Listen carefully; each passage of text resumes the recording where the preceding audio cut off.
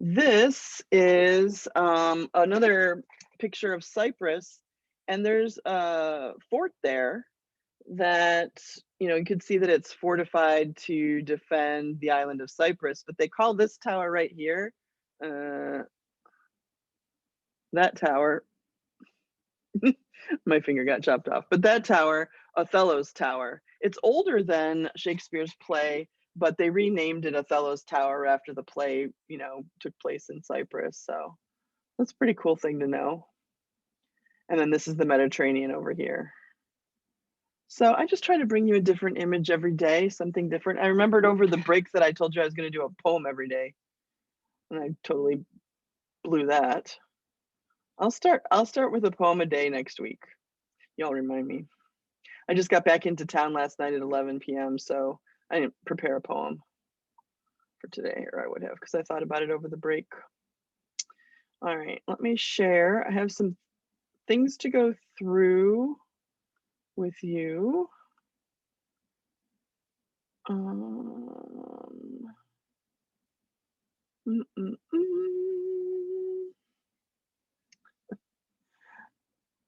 That looks like your future spacesuit, Alexa. Okay, just some reminders. Number one, there's no school Friday or Monday, so our next class meeting, well, we're going to meet on Wednesday to do another timed writing, and because it's been 1 week on, 1 week off, and then we will not have class again until the following Wednesday because we don't have school this Friday or Monday the 5th because of Easter. Easter's this coming weekend. Also, mark down on your calendars or let your parents know that they're going to have a virtual open house next Wednesday on April 7th. I'm not 100% sure on the format for that. They haven't told us. They told us to generate a Zoom link. So I'm guessing that there's going to be Zoom links by teacher, and then the parents can join whichever one they want to go into the different teachers' classrooms, but more on that to come, I guess. But that's an event that they're going to be trying next week. Seniors, there are some upcoming events coming up. I want to just touch on that a little bit. I know that not everybody's a senior, but I just don't want it to slip past your notice. I went over this a couple weeks ago. Also, I retweeted it when it first came out, but we're coming up on the honors banquet. So those of you who are graduating with honors will be finding out at that banquet about your rank. That's where they award you your honors stole and your honors gold tassel. And there's a dinner.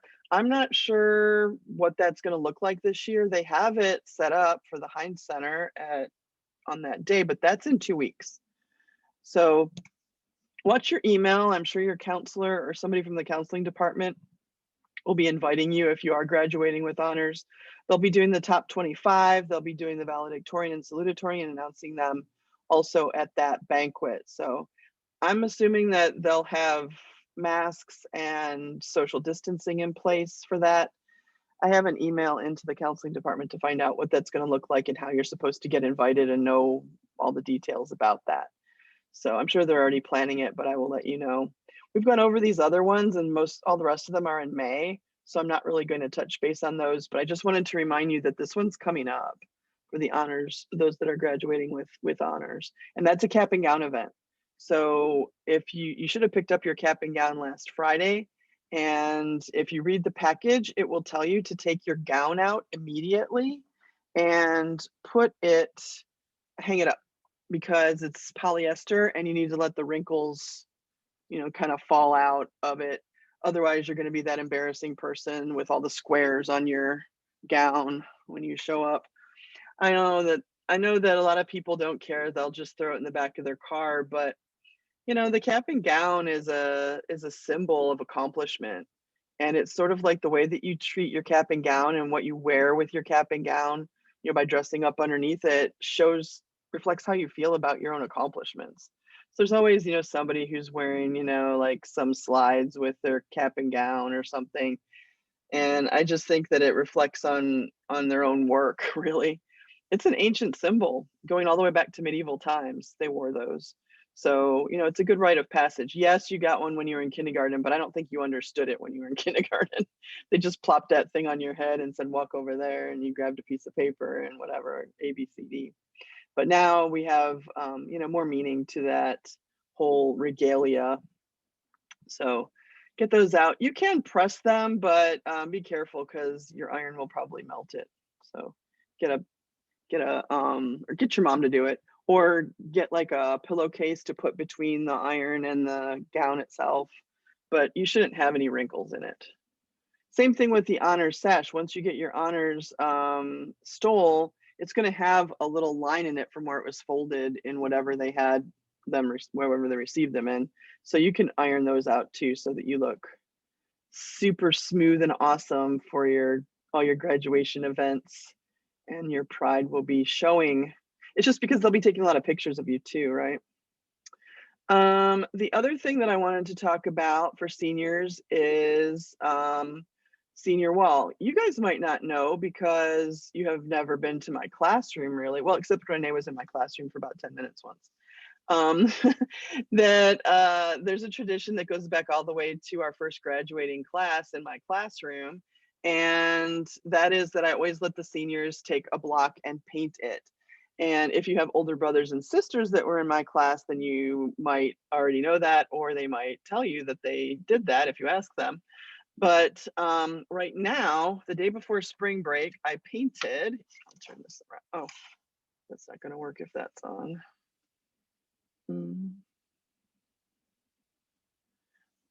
I painted the wall green again so that the seniors can work on their blocks. Now, we cannot obviously have everybody in here painting it like we have in previous years, but I thought of a new way to do it.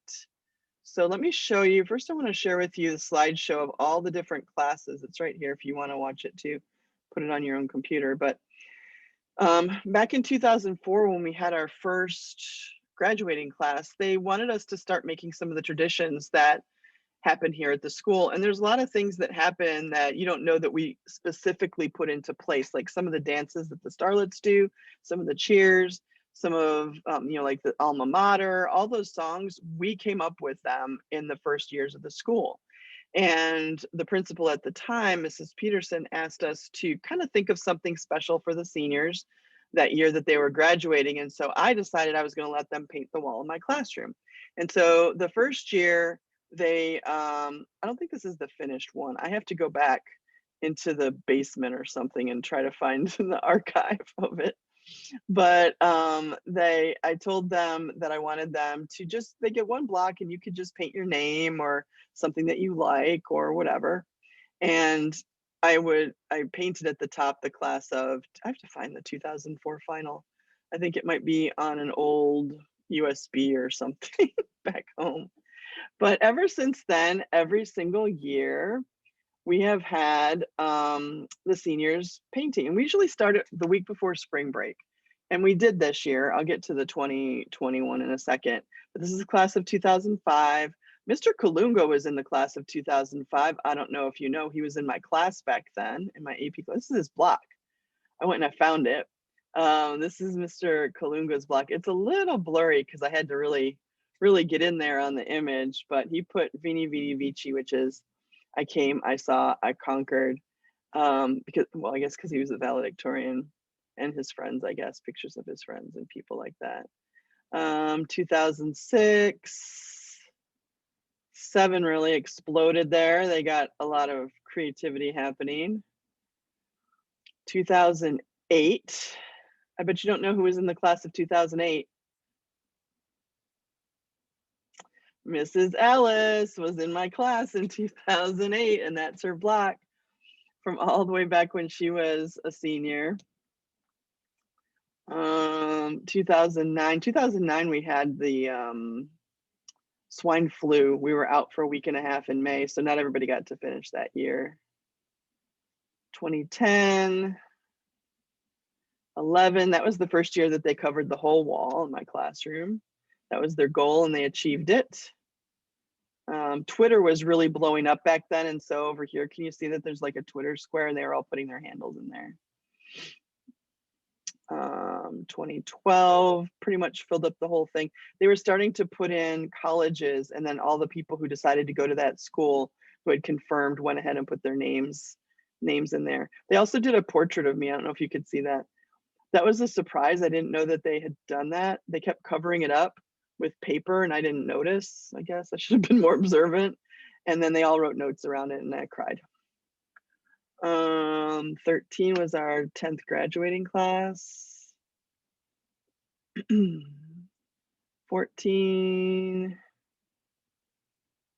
15 filled it up again. 16. Hey, Renee, do you recognize this this little block down here? Does it look familiar to you at all? Does it? Renee's brother did that one. Super big, this is life size. This is actual size of his mustache right here. You could tell him I said so. 17, carried on in 18. Now 19 was the last year that we actually finished a wall because, as you know, last year we didn't come back after spring break. We started it the week before spring break and this is how it stayed for a whole year.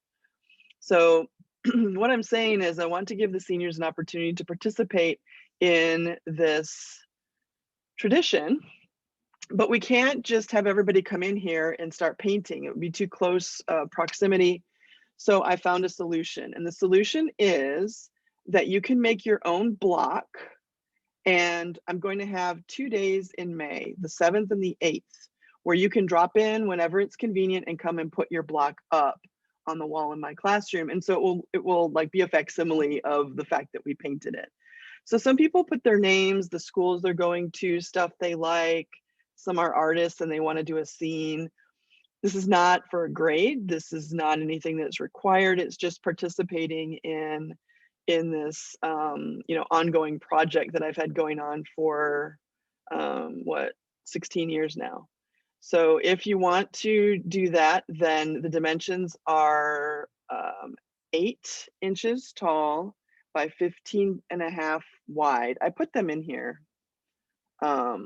They're over here on senior block info, and I'll just keep bringing this up into each week so that you can see it.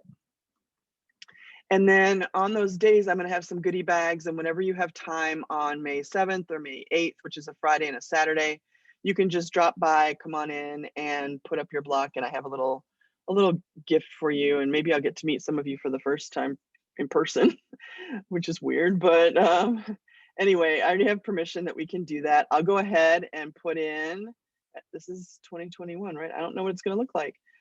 I'll go ahead and put in class of 2021 up here, and we should be able to assemble it before we get too far into May, and then we'll have our new wall set up. So I'm hoping that some of you will participate, those of you that are graduating. If you're a junior, then you can do it next year. You can just come by. I'm hoping that we have more in-person learning next year.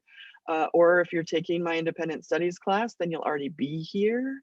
So we used to like take Friday breaks, and we would do our lesson. I'd make it short on purpose, and then we would take an hour to paint. And it's like good downtime. It gets stressful toward the end of senior year. So I always tried to make it something that the students could have a little decompression moment. We don't suspend all learning, but we kind of make it so that the beginning of the week has more to do than the end of the week. And then we can kind of go into the weekend with a little more relaxed nature. So I just wanted to point that out. There's a lot of information on this senior block info. The dates are there for the drop-in. Of course, I'll remind you. And then also the dimensions of the block are in this one that says senior block info right here.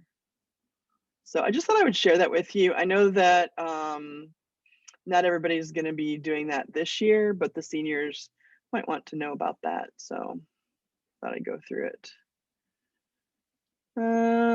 Okay, what else? Assignments for this week.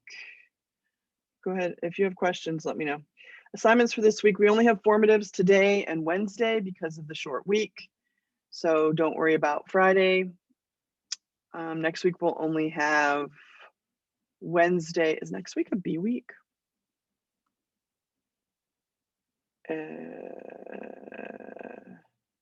Yeah, it is. So we'll only have Wednesday next week. Where's my dual enrollment schedule? But for this week, Monday and Wednesday, then we don't have school on the following Monday, so we will just have it on Wednesday. Complete AP timed essay. Okay, this Wednesday is another timed essay. We're doing them every other week. Hopefully you got the feedback that I sent to you. I was doing that when I was in Michigan, but you should have read through the feedback before class period today, and maybe even looked at some of the example essays for the topic that we did. And all of that is just practicing. As we get closer, like maybe next week, I'll make an assignment where I want you to select the best of all of our practices. I think we should have 4 practices by then.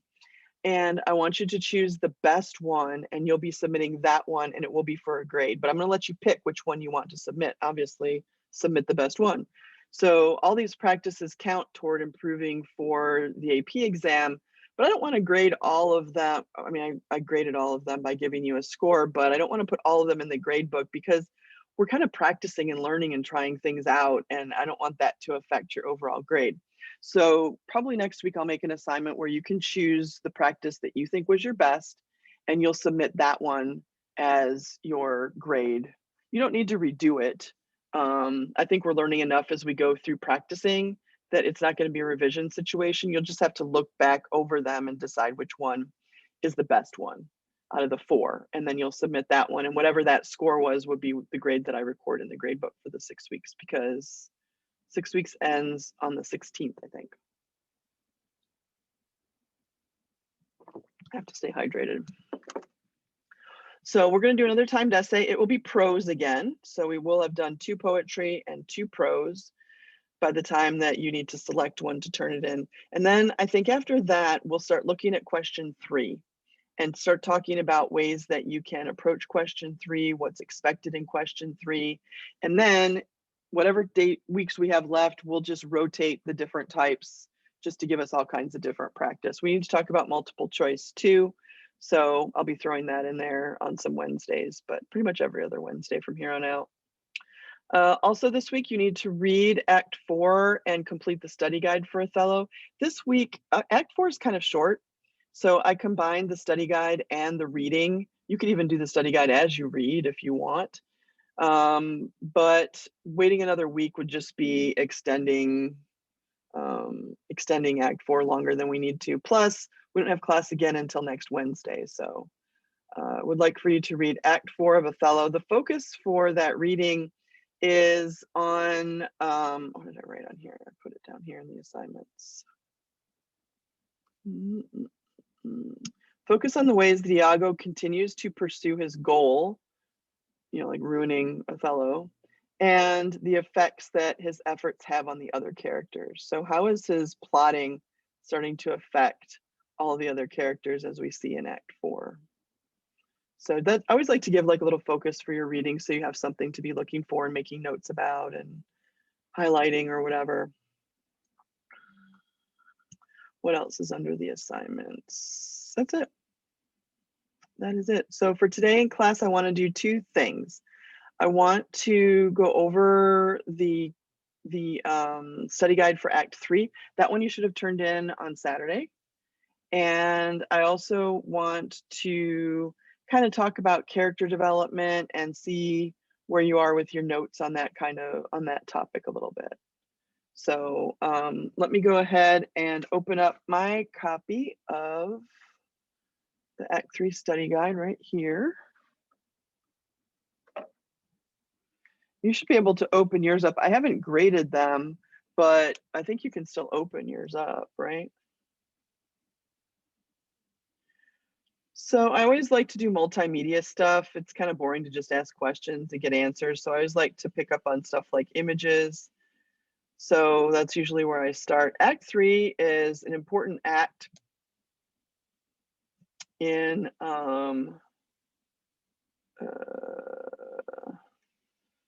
the play. Is that the right image that I showed you before? Is that from Act 3?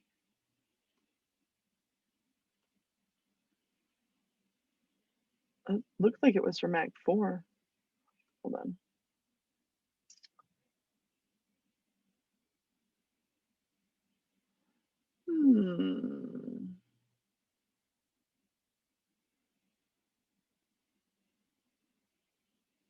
The pictures aren't here.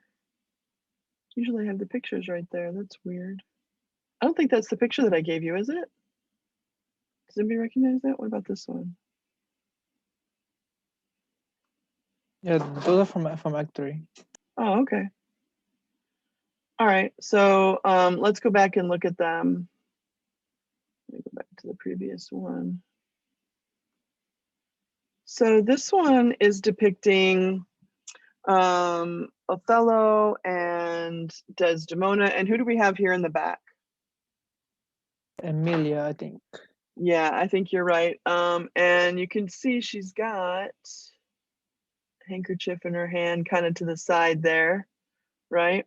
Because that starts coming into play. And in this case, I think you would have been on target if you would say something about Othello's anger. Why is he angry in Act 3 with Desdemona? Iago has already planted the seed of doubt, and he asked her for the handkerchief, and she can't give it because she lost it. Right. She dropped it in a previous scene. She's not 100% sure where it is. Iago has planted in Othello's mind that she gave it to her lover Cassio, which of course she did not do. Emilia picked it up, and for some reason, she doesn't know why, but Iago had said, hey, if you ever get a chance to pick up that handkerchief, it's like a special handkerchief.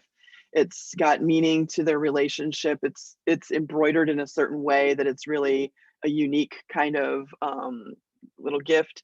And you know, it was his mother's, and his father gave it to her and all that stuff. So it's like one of those family heirloom type things.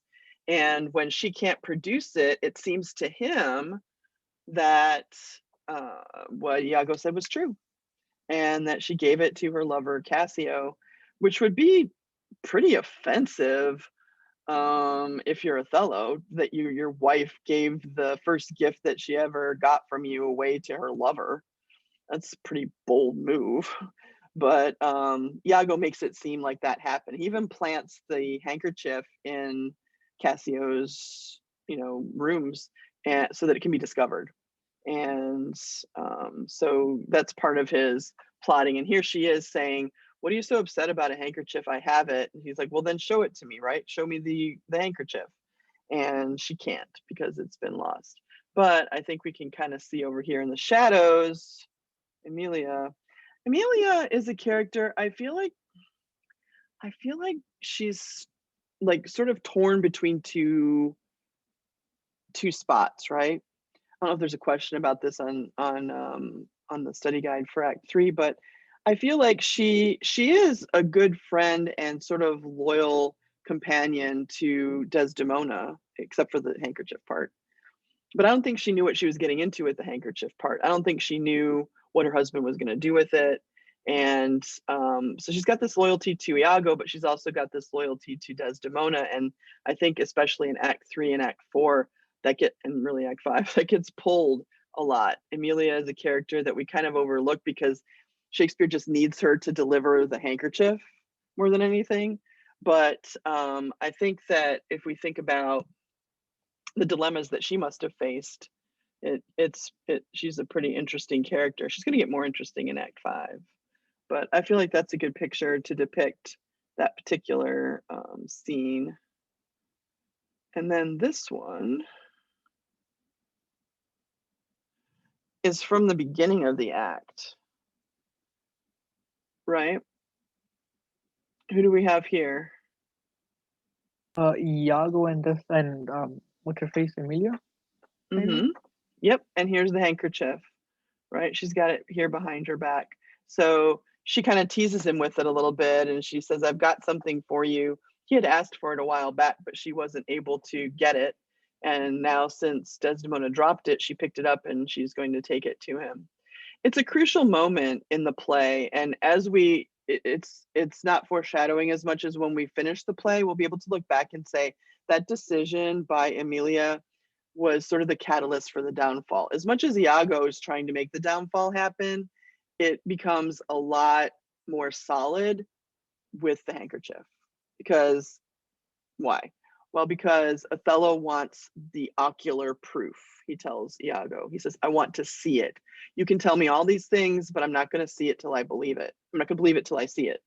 And so he says, I need the ocular proof, is the line that he uses. And in this case, the ocular proof is the handkerchief, but even that has been planted. And so the proof that he sees isn't legitimate proof, it's manufactured proof.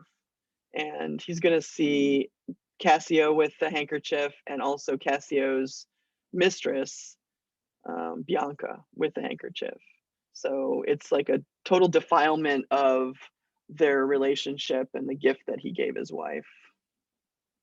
So I just think it's fun sometimes to look at different depictions of these scenes.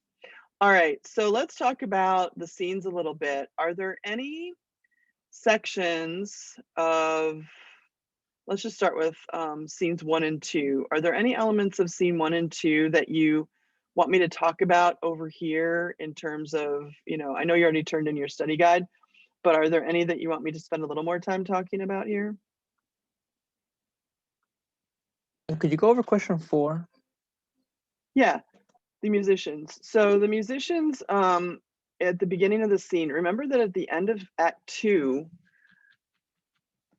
Cassio has fallen out of favor with Othello because he ended up fighting and stabbing the governor and drinking, which he wasn't supposed to do.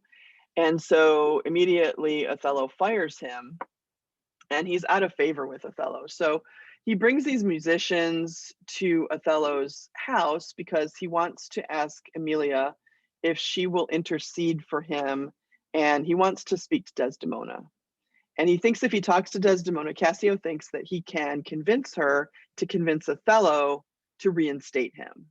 So he brings these musicians to kind of serenade the castle in a way, to get their attention and to kind of say sorry and, kind of smooth things over a little bit.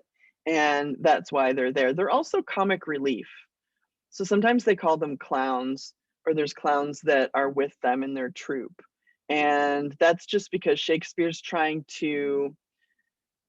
will do this thing in almost every play, maybe I should do it this way, where he's going to ramp up the action and then he's going to like back off of it a little bit, like, because the tension has to be broken, and then eventually it will just go over, in Act 5 it will just spill over, but it keeps our suspense going, just like in a scary movie, right? It's not, total slasher from beginning to end with blood flying everywhere 100% of the time.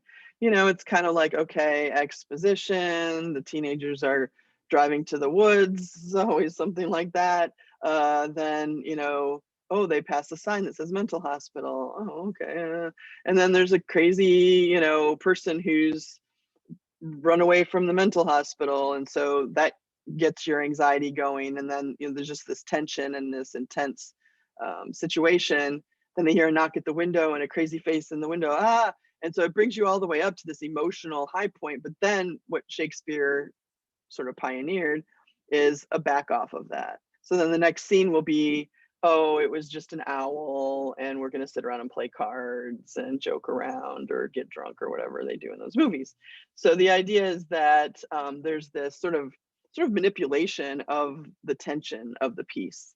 So whenever there are actors or clowns, they're not literally clowns, they're just like jesters or funny people or whatever, then it's a little bit of a relaxation. We sit back a little bit and we go, wow, that last act was tense.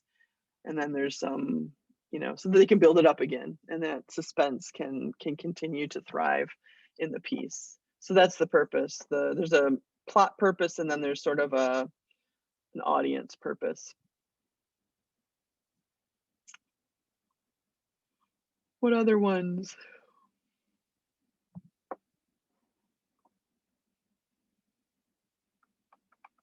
What about scene 2? Anything from scene 2?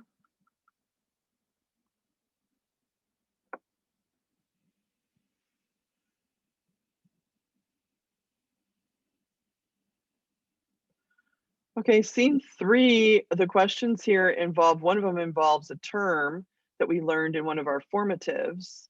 So in scene 3, we have in media res, right? Were you able to come up with a good answer for that one?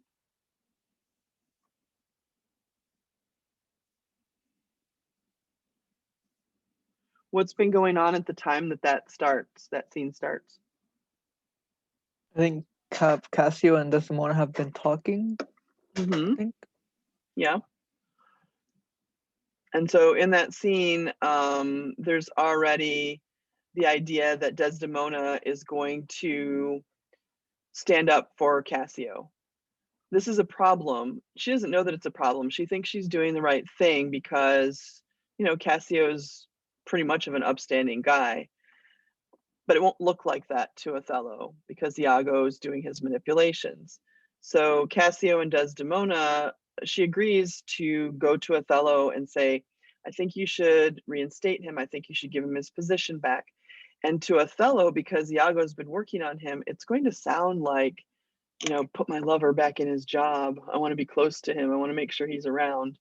And so it's really distasteful and makes Othello very angry because Iago's putting that bug in his ear about it.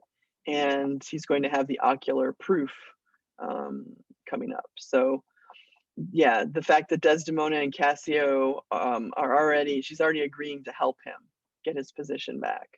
And that we know in dramatic irony that that's a problem because Othello's already suspicious of them. So Act 3 is where we start seeing all of the plans of Iago kind of working on Othello. And he starts kind of thinking that maybe Desdemona is unfaithful to him. Maybe she does have a relationship going on with Cassio. And so if you're already wondering that, then every little thing is going to be a question mark, right? Like if you're already suspicious of the person that you love, then every little thing is possible, infidelity.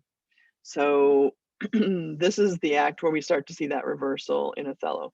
And some people say, well, if they were so in love, how could that happen? Right? If you're so in love with Desdemona, how could anything shake that? And I think that's a fair question to continue asking throughout the play. One reason is that the person who's telling him the information and feeding him the manipulation is somebody that he completely trusts. So he shouldn't, but he does. And so that's part of it. But maybe there's more to it. Like maybe we'll talk about it when we finish the play, but maybe think about why is it that Othello so easily gives in to the manipulations that Iago is perpetrating on him? Because you would think that if it was true love, then nothing would ever break that. But it definitely breaks. So we can start to see the cracks of it here in the way that he starts treating her in Act 4. What else?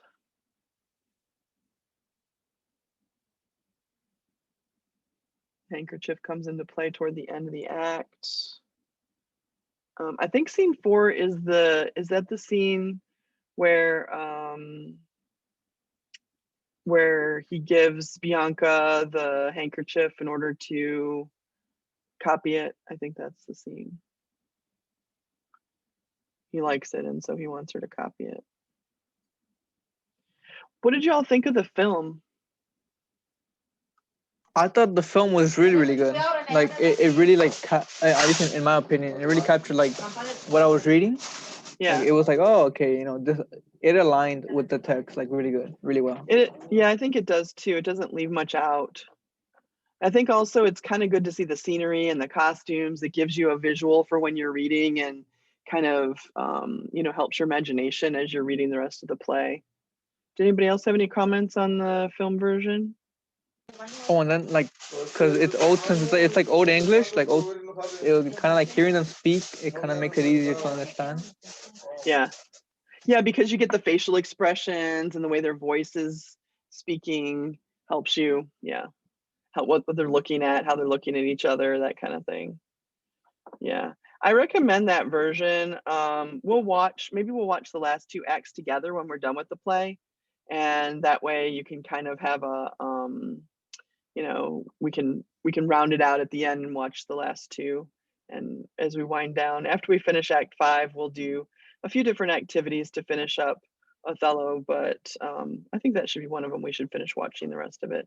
If you didn't watch the film, you should. Today's formative is about the film, so make sure that it's only about an hour, that section, and it's enjoyable. You don't have to answer questions with it or anything like that. You've already read it and answered questions. You don't have to watch the film. Just think about whether or not you think that it matches what you had in your head. And you know, I feel like they did it on location, so it looks realistic, like they're really in Venice. And I mean, I don't know where they filmed it, but I'm assuming. So I like that version a lot. All right. I was going to do some character development notes, but I don't think we have time to start and finish that. So I'll just postpone that for next week. With character development, what I like to have people do is to think about cause and effect. So we'll work on that next week, and we'll do that in class so that you don't have to do it for an assignment probably. So I will see you on Wednesday for our 4th timed writing, and it will be prose. And we'll just do that, and then we'll be finished for that day. And in the meantime, you should be reading and answering the questions for Act 4. All right. Any questions? It's good to see everybody. All right. Hope you have a good rest of the week. If something comes up, send me a message. Other than that, I will see you on Wednesday, which is the 7th. All right. Well, I'll see you this Wednesday and then next Wednesday, the 7th. So there's no confusion. It's totally confusing. Okay. Bye, everybody. See you on Wednesday. Bye, Miss. Bye. Bye, Miss. Bye. Bye, miss. Have a good day. Bye, Renee. You too.